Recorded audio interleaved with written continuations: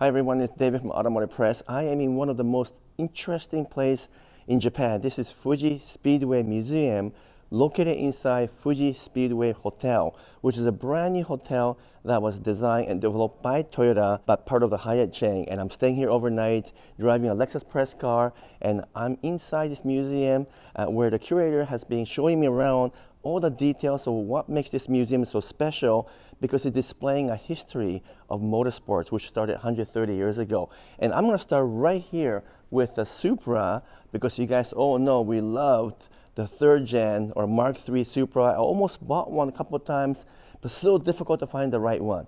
But this one, it was an interesting concept by Toyota because they want to take a production car and turn it into a race car, not the other way around. And that's why this is a significant model. Mark III, once again, 3-liter inline-six turbocharged, as you guys know, but in upwards of 500 horsepower. And this one has all of the elements of what makes it special, because it was actually in the touring race in Japan. But the interesting story is that, first of all, Supra was built in Tahara factory back in those days. Did you guys know that? It's a little unknown secret that perhaps you didn't know, and I think that's a really interesting history of Tahara factory as well. But coming back to this Supra, we have this beautiful blue, kind of baby blue color one that was racing, and it did actually very well, but it began to lose out to its rival Nissan, because Nissan came up with, of course, GT-R.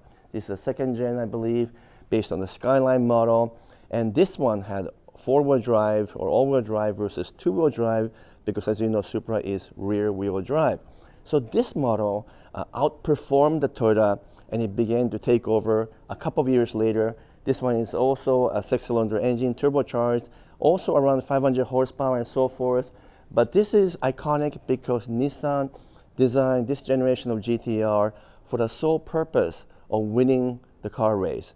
And instead of Toyota's case, which went from production car to a race car, in this case they went from a race car to a production car, which is why the GT-R is so inspired and why so many people want the GT-R. So you know that the blood and the soul of the GT-R truly came from the racing format. So that's what makes this special. These two were the rivalry, Toyota versus Nissan.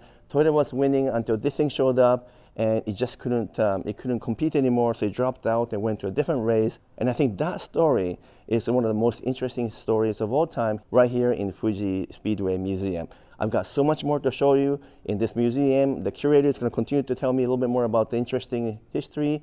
So let me take you around, so stay with me because there's a lot more to come.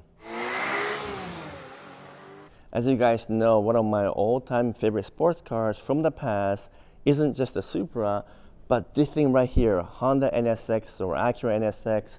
And this one really hits my heart because when I was a development engineer and a testing engineer early in my career, I used to test the NSX-R as a benchmark model. At that time, I actually worked for General Motors in the testing and evaluation group, and we were comparing this to Corvette to try to figure out what is making this car so special. And that's why this thing really hits my heart. But coming back to the NSX, as you know, it was introduced in the early 1990s. But in Japan, a year later, they came up with this model, which is an NSX-R. This is a racing version. They stripped down everything, no air conditioning.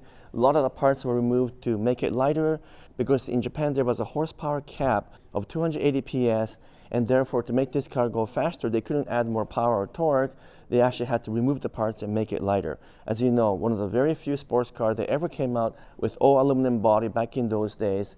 But by making the car lighter and lighter, even with the 280 PS, this thing went like crazy. And another reason that the NSX made its name is the fact that its steering feel, the handling, the actual ride was easy to drive. You know, they often joke that grandma can drive this to the grocery store, and yet you can take this on a racetrack and it just goes like crazy. And the background to that story is the fact that this is one of the very first cars that was actually designed by having the Japanese engineer go to Nuremberg in Germany, which is one of the most complex and difficult track to drive. And through the experience of driving the prototype on the Nuremberg, Honda engineers came up with and refined the whole concept of NSX. The story behind that is that when they were testing in Nuremberg, they kept faxing back and forth with the Japanese engineering office because back in days we were still using fax. You got to come over here and drive this in Nuremberg, because once it goes through the racetrack and it floats up in the air for a bit, it lands again, it loses control or it feels very unstable. And the Japanese engineers in Japan couldn't figure out what they're talking about. What do you mean you have to control the car when it goes up in the air? This is not an airplane. And they said, what you have to do, genchi genbutsu, which in Japanese means go and see it. Go to the actual place of action and then see it for yourself. So they actually flew the Japanese engineers to Germany, to Nuremberg, drove the car around the track, and the guy said, I got it. Now I know what you mean by stability, significance when it floats up in the air and lands onto the racetrack. And that's why they were able to refine the suspension, the steering mechanism. The entire car was designed to even beat the hardship from a Nuremberg test course. And of course, beyond that, now all the automakers use Nuremberg as a baseline for testing and evaluating cars. So it's not so special anymore, but back in the day, this is the Nuremberg trained and designed vehicle, and that was a big deal. And that's why the NSX still has so much special meaning to it, and I love this particular car. This museum is actually pretty big, occupies 2 floors, and you can see on this side right here on the 2nd floor, I just covered the Supra, I talked about the GT-R, and now the NSX, and of course there's also the beautiful Toyota 2000 GT. This was race-bred car as well, but the museum is way more than that, and I'm just going to walk you through to give you an idea of what's going on. There's a new Supra, the new generation one also, and it's just beautifully displayed. Again, this is integrated into the hotel, so as you go up into your lobby area, you'll see all these cars. This is kind of NASCAR section. We've got the Camry over there. If you didn't know, yes, the Camry body was used for one of the races. And then over here, there's more racing, and then we move into rallying. So this section right here is to do with Italian racing. And this is one of the most beautifully designed vehicle, vintage car, back in the day when Italy was pretty involved. And you can really feel the energy and the passion, right? As soon as you see an Italian car, you know that these guys truly put art form into style of a car. It looks like a piece of art. It really is a piece of art, and it's just a beautiful vehicle that no one probably knows, because it's called Cistelia, and I'm sure you don't know what that brand is because it didn't last very long, but the car itself is beautiful. And then we get into rally, such as in the Monte Carlo rally. Many different type of vehicles were introduced. We have the Datsun Z, obviously very involved back in those days. We have the Mitsubishi Galant VR4. Do you guys remember the VR4? It was a cool car back in the day, and I really wish Mitsubishi brought back some of those name plates from the past. You know, it's has so much history of rally, and today Mitsubishi is nothing more than somewhat of a glorified Nissan, which is fine too, but I wish they brought some of those old cars like the 3000 GT and so forth. That would have been really fun. We have more Mitsubishi here. You guys know this one too. This is the legendary Evolution for rally. And again, that was such a cool car back in the days when I was growing up from Japan and looking at all these cars. Yes, I was crazy about cars ever since I was a child, maybe even as early as 6, 7 years old. It's kind of in the blood. I joke that engine oil runs through my blood, and my heart is making a sound of an engine. That's maybe who I am. And here's a real cool place. So let me tell you a little bit more about this particular exhibit, which is replicating the feel of Le Mans 24-hour endurance race, which, as you know, is 24 hours. And back in the day, Mazda really did well. It won the race using its rotary engine technique. Here's a car that actually won the race. This is a replica, actually. But Toyota was also into Le Mans racing for the longest time. It couldn't quite compete with Mazda. It came very close, but it didn't win during those years. But you can see the difference because these two cars are about 10 years apart in terms of the racing time, and you can see the change in the design philosophy, as well as even something like headlights. That's a traditional headlight, and here they're using HID headlights, so the headlight is much smaller, and the shape is very different. So it's really interesting that they are doing this type of race because it's so different from other races. This is more about endurance. How long would this engine actually last? Are the drivers able to keep up with the time and so forth? Now I'm going to come close to the Mazda race car there, because then it's going to make the sound of the actual Mazda race car, which is called 787. So I'm going to come close right here, and you can hear the sound.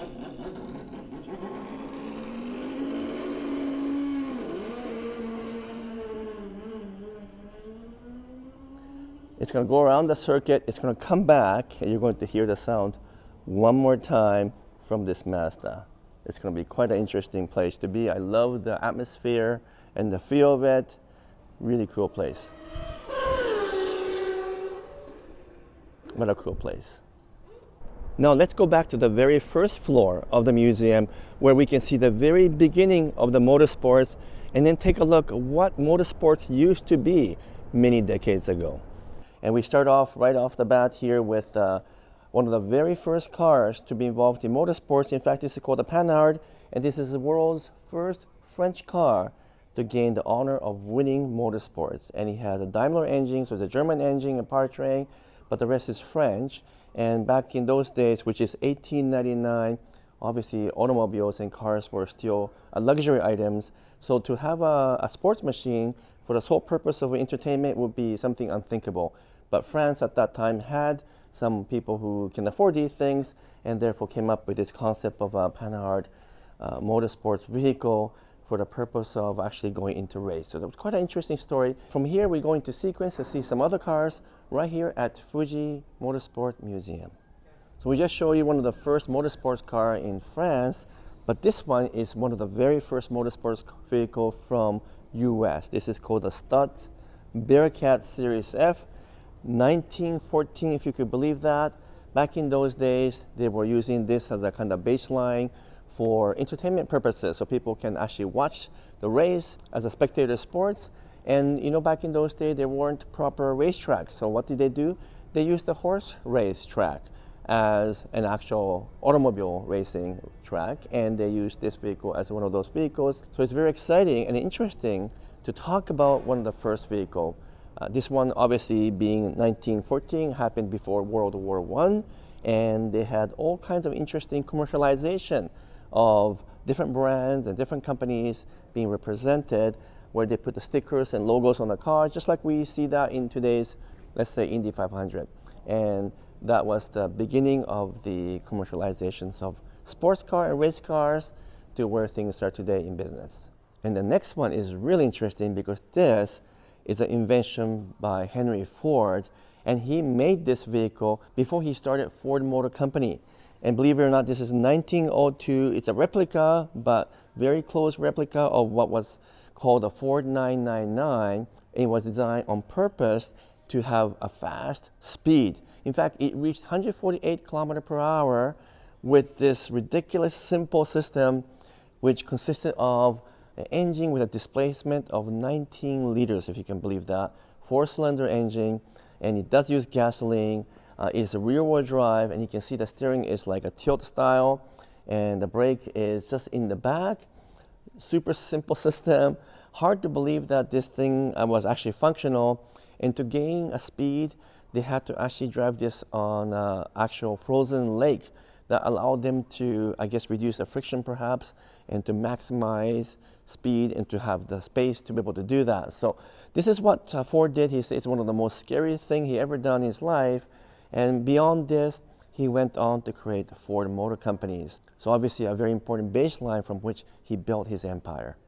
And this is also really interesting. While we don't have a full-size replica, here is a 1/4 scale of what Dr. Ferdinand Porsche developed back in 1900s. This is the world's first series hybrid vehicle. It actually uses a battery electric vehicle technology combined with a small engine as a range extender. Can you imagine that, doing this in 1900s? It's amazing that he actually came up with the idea. And once again, we don't have the actual full-size model because no one seems to have that in the world. But I didn't know that Dr. Porsche was the first person to introduce series hybrid system to the world. So remember this. This is the pre-World War I technology and the vehicle. And as I flip over to this side, this is after the war, when the peace has taken place and the technology has advanced. So we have this vehicle, which is a Sunbeam vehicle. This is from 1922. It's only 2 liter, but has 88 horsepower compared to the Ford 999, which was 19 liters engine with 80 horsepower. So you can see once again how much technology has advanced. They learned a lot from the world, I guess, and some of the aviation technology has moved into this vehicle. Believe it or not, this one is using DOHC technology as well in the engine. And here's an actual picture of the race. This is a British company, by the way, in UK. And so this is an actual photograph of them getting ready for a photo shoot. And one of the people that were involved in this is actually Mr.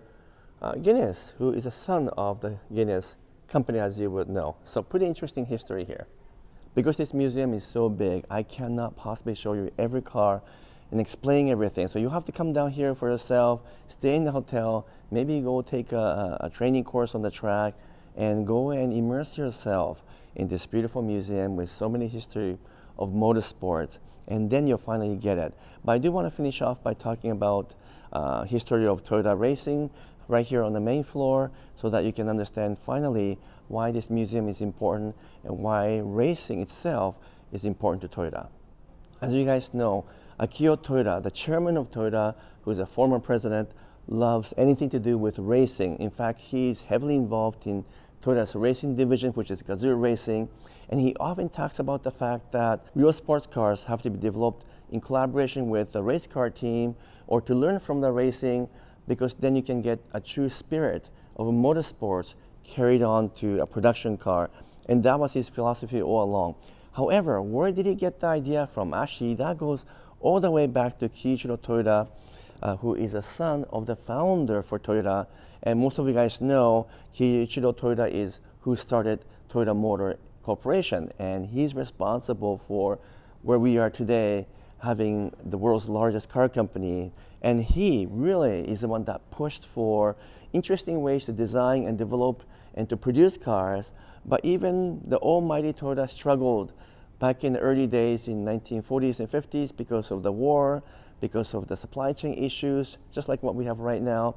And you know what? They had to find a way to cut costs. And therefore, they had to start applying what we now call lean thinking, or also called Toyota Production System, or TPS. When he began to think about reducing costs in conjunction with Taiichi Ohno, who worked closely with the president following Kiichiro Toyoda, they came up with a whole notion of what lean really means. And the reason why is because the sales began to go down, they had very limited resources and budget, and they have to find a clever way and a smarter way to design and develop cars and to actually produce it in a mass production factory format. So they really have to focus on continuous improvement and Kaizen and make lots of changes, but to do that without costing too much. And Kiichiro Toyoda had to eventually pass over the presidency to another president, Mr. Ishida, but he actually worked very closely with the founder of TPS, true founder of TPS, which is Taiichi Ohno, and he's the one that came up with the idea of continuous improvement, Genchi Genbutsu, which means go and see in action, or Genba, which means go and see where things are being produced, and to tinker with the idea of making small changes and making something better, cheaper, and faster. And that whole concept of Toyota Production System is what became the foundation and baseline for today's business technique, which we call lean manufacturing or agile thinking.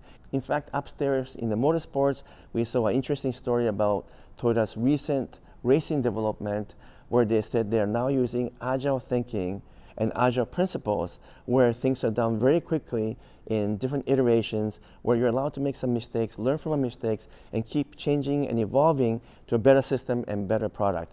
That idea is now embedded into Toyota system as well. So they are using lean from many years ago, but they've now added agile thinking to the mix. And that's what makes Toyota Production System, or Toyota as a whole, so powerful. And this is why I really like looking at these kind of older models, because the history of lean, history of agile, all that have an actual background to it. And this is called Toyopet Racer. This is 1951. It's a cute really super trendy looking car at the time, and they used the word Toyopet because they wanted to give a different branding, so they decided to call the car or the brand Toyota Pet or Toyopet. That was one of the feedback they got from the actual consumers. And this is something that you want to take home and put in your living room. Is so cute. But once again, it has a true background in terms of how they applied cost reduction, continuous improvement, lean manufacturing, lean thinking, and maybe even a little bit of agile development back in those days to come up with something like this and to produce actual mass production cars that can meet and exceed consumers' expectation. And that's what makes Toyota so powerful. It's not so much just their product or their business strategy. It's because of the fact that they can continuously improve something to the point where no one can catch up anymore. And that is the most interesting story about Toyota. So I hope you enjoyed my videos about Toyota and history and a little bit about lean thinking and lean manufacturing. But for now, I'm going to sign off. If you can give me a thumbs up, make some comments, and follow me, that'll be great. Until next video, I'm signing off for now. Thank you so much.